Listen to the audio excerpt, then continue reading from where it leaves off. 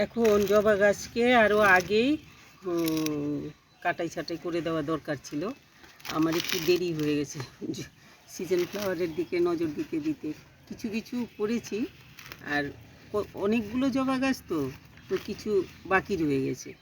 এখন এইটাকে আমি আজকে ছাঁটাই কাটাই করে সামনের বর্ষাতে যাতে বেশি ফুল পাওয়া যায় কী করলে হবে। এটাকে আগে কেটেছিলাম, কিন্তু আগের কাটাটা তারপরে তো বৃষ্টি টিষ্টি হলো, গ্রোথ হয়েছে, এতখানি লম্বা রাখলে পরে তো হবে না, আমার আর একটু ছোটো করতে লাগবে। তো আমি এখন কেটে ছেটে এটাকে ঠিকঠাক করে আর কিছু সার টার দিয়ে দেবো আর কি। তো ওইটাই এখন দেখাবো কি করে আমি এটার প্রুনিংটা করি, এটাও দেখাবো। আর এই যে ওপর থেকে আমি আগে একটুখানি পরিষ্কার করে নিচ্ছি, ওপর থেকে আমি এগুলো সব ফেলে দেব, এগুলো দরকার নেই। পরে সারটা দিয়ে দিলে তার উপরে দিলে পরে তাতে অসুবিধা নেই। কিন্তু এখন যদি এর উপরে যদি আমি সারগুলো দেই, তো এই যে ঘাস টাস কিছু হয়ে গেছে, এগুলো ওপর দিয়ে মনে হবে মরে গেছে, কিন্তু তলায় এগুলো মরে না, শেকড়গুলো বেঁচে থাকে, আর সমস্ত গাছের যা কিছু সারটা আছে এগুলো সব টেনে খেয়ে নেয়। তো গাছ ওই রকম বেশি খাবারটা পায় না। আমি এখন একটু পরিষ্কার করে নিলাম তোলাটা। এখন আমি একটু কেটে দেখাচ্ছি। আমার এটা ছোটো করে দেব, এইখান থেকে কাটি। এই এক সমান করে কেটে দিলে দেখতেও ভালো লাগবে। এই কেটে দিলাম, কেটে মাথাগুলোতে আমি এই যে মাকড় হয়েছে একটা, মাথাগুলোতে আমি সব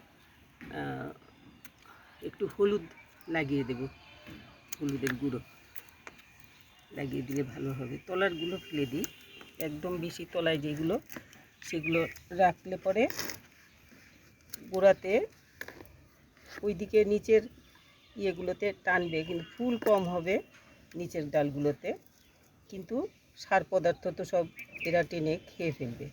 তো এগুলো আমি ফেলে দিচ্ছি, ওপরের ডালগুলো শুধু থাকবে, গুঁড়ো টুড়ো এগুলো ফেলে দিলাম। এই মাকড়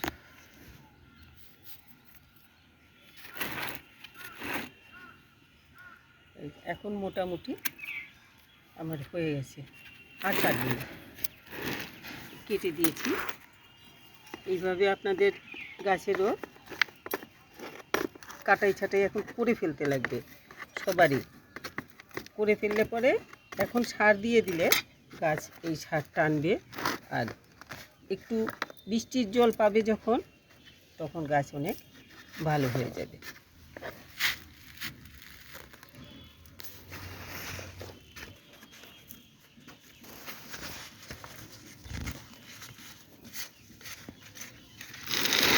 এখন এটাকে রেখে আমি মাটিটা তৈরি করি। এখানে মাটি এনে রেখেছিলাম, এই যে মাটি, একটু মাটি এনেছি, এটার মধ্যে আমি দেব অল্প একটুখানি, এখানে রয়েছে ভার্মি কম্পোস্ট।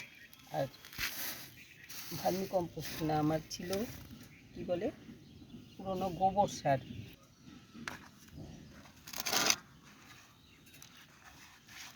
তো মাটিটা নিয়েছি, আর এখন এই যে পুরনো গোবর সার, এটা আমি নেব একটু বেশি করে। এটাতে জবা গাছে কলার খোসা দিলে খুব ভালো হয়।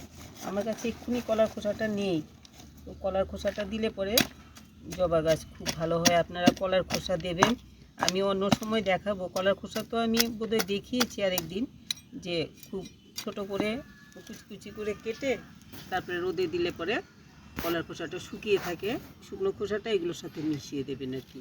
তো আমি আজকে কলার খোসা দিতে পারছি না, আমার কাছে এক্ষুনি নেই, ছিল কোথায় যে দেখেছি এটা ভুলে গেছি, এখন আমার পাচ্ছি না আর কি, মিশে গেছে সব অন্য জিনিসের সাথে।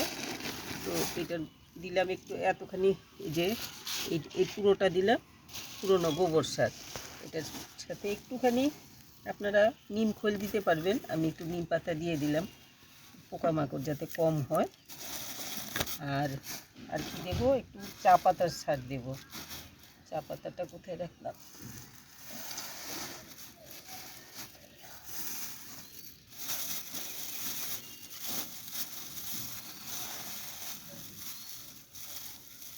একটু চা পাতার সার দিয়ে দিলাম।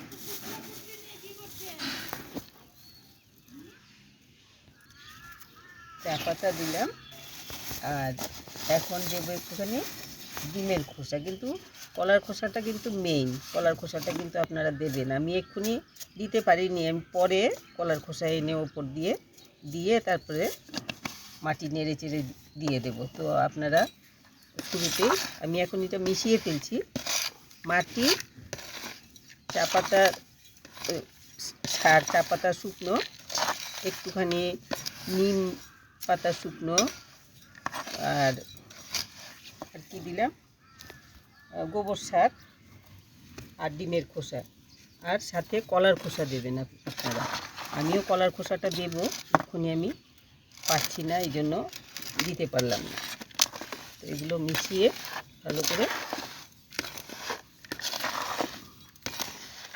সাইড থেকে আমি মাটি সরিয়ে ফেলছি কিছুটা, সরিয়ে ফেলতে পারলে ভালো।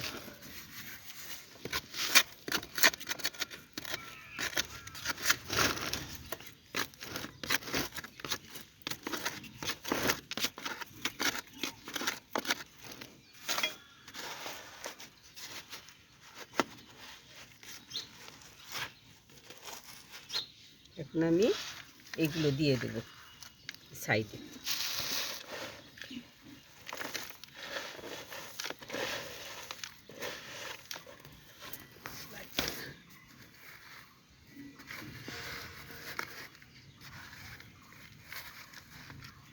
এখন ওপরের মাটিটাও দিয়ে দিলাম, হয়ে গেল জবা গাছের আগামী সিজনের জন্য। জবা গাছের রক্ষণাবেক্ষণ করতে লাগে তো সবারই, তো জবা গাছের রক্ষণাবেক্ষণের ভালো ব্যবস্থা পুরো সিজনের জন্য আমাদের মোটামুটি হয়ে গেল। এখন লাগবে একটুখানি হলুদের গুঁড়ো, একটু আমি ভিজিয়ে লাগিয়ে দেবো ডালগুলোর মধ্যে, নইলে এগুলোতে ওই যে ডাইব্যাক হয়ে যায় অনেক সময়, তারপর আরও অন্য রকম ফাঙ্গাল ইনফেকশন হয়ে যায়। তো ওইগুলো যাতে না হয়, তো হলুদের গুঁড়োটা আমি একটুখানি জল দিয়ে ভিজিয়ে তারপরে লাগিয়ে দেব। আপনারা যে কোনো ফাঙ্গিসাইড লাগিয়ে দিতে পারেন, যদি আপনারা ফাঙ্গিসাইড ইউজ করেন তো ফাঙ্গিসাইড লাগিয়ে দিতে পারেন। আমি ফাঙ্গিসাইড ওই হলুদটাকেই আমি ফাঙ্গিসাইড হিসেবে ইউজ করি আর কি, আর অন্য কোনো রকম ফাঙ্গিসাইড তো আমি ইউজ করি না। দেখি সবাই ইউজ করে ফাঙ্গিসাইড, ভালোই, সবাই বলে ভালো, তো জানি না, আমি হলুদের গুঁড়োটাই ইউজ করি। আপনারা ইচ্ছে করলে এটাও দিতে পারেন। তো আমি বিশেষ করে এই হলুদের গুঁড়ো সব কিছুতে ইউজ করি, আর বিশেষ করে আমি এটাই প্রেফার করি আর কি, যে আপনারাও হলুদের গুঁড়ো ইউজ করুন। আর এখন তো নিশ্চয়ই আপনারাও ছাদে হলুদ লাগাবেন। আমি তো দেখিয়েছি কত কম পরিশ্রমে কতখানি হলুদ বেরিয়ে আসে গাছের থেকে।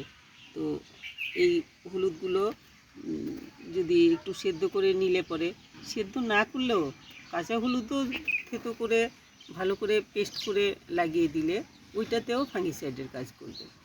তো এই আমি লাগিয়ে দিলাম। এখন গাছটাকে ভালো করে জল দিয়ে একটু শেডের জায়গাতে রেখে দেব। তো আমি এখন এটাকে আগে টেনে সরাই।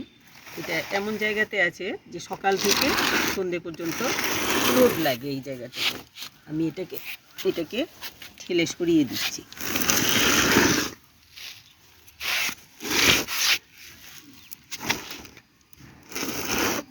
ওইটাকে কালকে করেছিলাম, ওইটার রিপোর্ট করেছি ওইটাকে কালকে।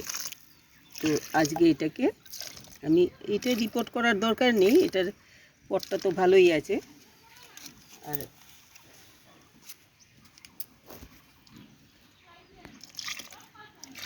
এইটা এই বছর যাবে, আগামী বছর এটাকে পাল্টাতে লাগবে মনে হচ্ছে আর কি আমার। তো আমি এখন জল দিয়ে দিলাম বেশি করে, আর থাকবে এটা এখন আগামী সিজনে, তাহলে পরে ভালো ফুল পাওয়া যাবে।